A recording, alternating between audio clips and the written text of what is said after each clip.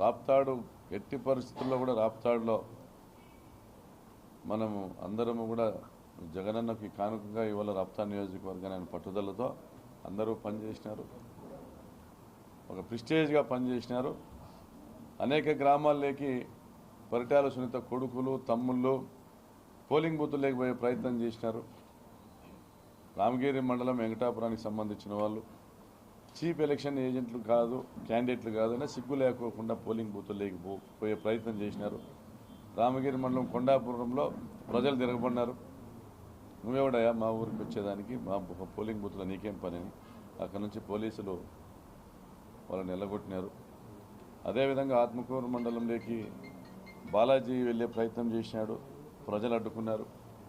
Anantapuram rural మండలంలో ఆమె చిన్న కుమారుడు పరిటాల్సిన చిన్న కుమారుడు పోయి నందమూరి నగరు పాపంపేట ప్రాంతంలో వీళ్ళందరూ సాఫీగా జరుగుతున్న ప్రాంతంలో వైఎస్ఆర్ కాంగ్రెస్ పార్టీకి మెజార్టీలు వస్తాయనేసి అక్కడ ఏదో ఒకటి సృష్టించాలనేసి, టెర్రరైజ్ చేయాలనేసి, పోయి అక్కడ ఒక డిస్టర్బెన్స్ క్రియేట్ చేయాలనేసి, అంటే బారులు దీనిన మహిళా ఓటర్లను గమనిస్తే నిజంగా పాపంపేట కకిల్పల్లి కాలనీ ఏ ప్రాంతం కానీ, చిన్మయనగర్ ప్రాంతం కానీ, ఆత్మకూరు ప్రాంతం కానీ, రాచాన్పల్లి కానీ, ఎన్ఆర్ కాలనీ కానీ, కురుగుంట కానీ వన్ సైడ్ మ్యాండేట్ కొడిమి కానీ one side mandate Raptadu head క్వార్టర్లో కానీ మీకు మేజర్ పంచాయతీలన్నీ కూడా వన్ సైడ్ జరుగుతూ ఉంటాయి. ఇక్కడ వచ్చి ఏదో డిస్టర్బెన్స్ క్రియేట్ చేయాలి, వాళ్ళ ఉనికి కోల్పోతా ఉన్నాము, గెలుపుకు దూరం అవుతా ఉన్నాం అనే ఒక భయాందోళనలతో ఇక్కడ వచ్చి డిస్టర్బెన్స్ క్రియేట్ చేయాలనే ప్రయత్నం చేయడం, మరీ పేలవంగా పోలీస్ బందోబస్తు ఏర్పాటు చేయడం.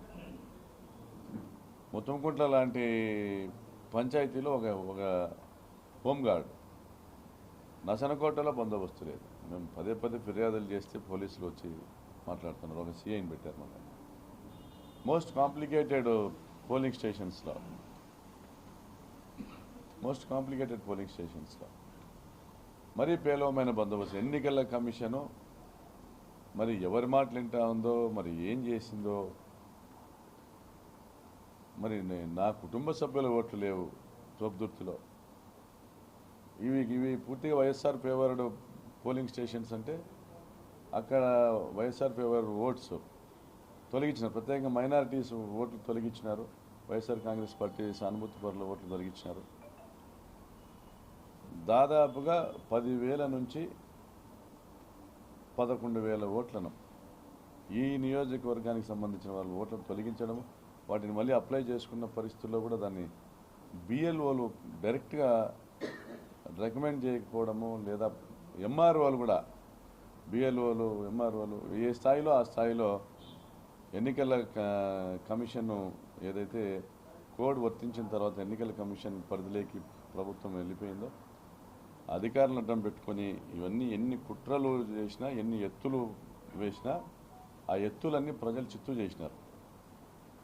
మహా అయితే మా మెజారిటీ ఒక 10,000 తగ్గించుండొచ్చు, కానీ 50,000 వస్తుంది అనుకున్న మెజారిటీ 40,000 రావచ్చు, 30,000 అయితే తగ్గేటువంటి పరిస్థితి లేదు. గతంలో వచ్చిన మెజారిటీ కంటే తక్కువ వచ్చేటువంటి పరిస్థితే లేదు. నియోజకవర్గానికి సేవ చేసినాం, జగనన్నకు సైనికునిగా, రాప్తాడుకు సేవకునిగా పనిచేసినాం. జగనన్న ప్రభంజనం మళ్ళా వీస్తుంది. సంక్షేమ పథకాలు బ్రహ్మాండంగా పోయినాయి. ప్రతి కుటుంబం సంతోషంగా ఉంది. రాబోయే 5 ఏళ్ళు ఇంకా పెద్ద ఎత్తున అభివృద్ధి చేసి 30,000 ఉద్యోగాలు, 30,000 మందికి ఉపాధి కల్పించేటువంటి కార్యక్రమాలు ఏదైతే హామీ ఇచ్చినామో అవన్నీ నెరవేరుస్తాం. ఇమ్మీడియట్గా ఆ ప్రయత్నాలు కూడా ఇమ్మీడియట్గా మొదలు పెడతాం. అదేవిధంగా గార్మెంట్ ఫ్యాక్టరీ నిర్మాణం కూడా ఇమ్మీడియట్గా మనం ఏదైతే కోడ్ వల్ల ఆపడం జరిగిందో అది కూడా ఇమ్మీడియట్గా మొదలు పెడతాం. అభివృద్ధి కార్యక్రమాలు ఏవైతే ముందుగా ఈ జూన్ 4లోపు మొత్తం అన్ని ప్లాన్ చేసుకుని ఇమ్మీడియట్గా కోడ్ తొలగిపోగానే ఇమ్మీడియట్గా స్టార్ట్ చేస్తాం. రాప్తాడు రూపురేఖలు మార్చేటువంటి క్రమంలో మేము ఎన్నికల ప్రచారంలో భాగంగా ఏ గ్రామానికి వచ్చి ఏదైతే హామీలు ఇచ్చినామో అవన్నీ కూడా 100% నెరవేర్చదని కట్టుబడి ఉన్నాము. తప్పనిసరిగా రాప్తాడు ప్రజల గలము అసెంబ్లీలో వినిపించబోతున్నాం మరోసారి తెలియజేస్తున్నాం. అందరికీ కృతజ్ఞతలు, ధన్యవాదాలు. మీడియా మిత్రులకు, పోలీసులకు, అధికారులకు, అనధికారులకు, వైఎస్ఆర్ కాంగ్రెస్ పార్టీ కార్యకర్తలకు, నాయకులకు అందరికీ కూడా ధన్యవాదాలు, కృతజ్ఞతలు తెలియజేస్తాను. ఆ జన్మాంతం రుణపడి ఉంటాను నాకు సహకరించిన ప్రతి ఒక్కరికి కూడా. నిజాయితీగా పనిచేస్తాను. ఇంకా పెద్ద ఎత్తున సేవా కార్యక్రమాలు, అభివృద్ధి కార్యక్రమాలు చేసేదానికి మళ్ళీ కూడా సెకండ్ ఇన్నింగ్స్ మళ్ళీ ఇంకో ఇన్నింగ్స్ ప్రారంభించబోతున్నాను. Thank you.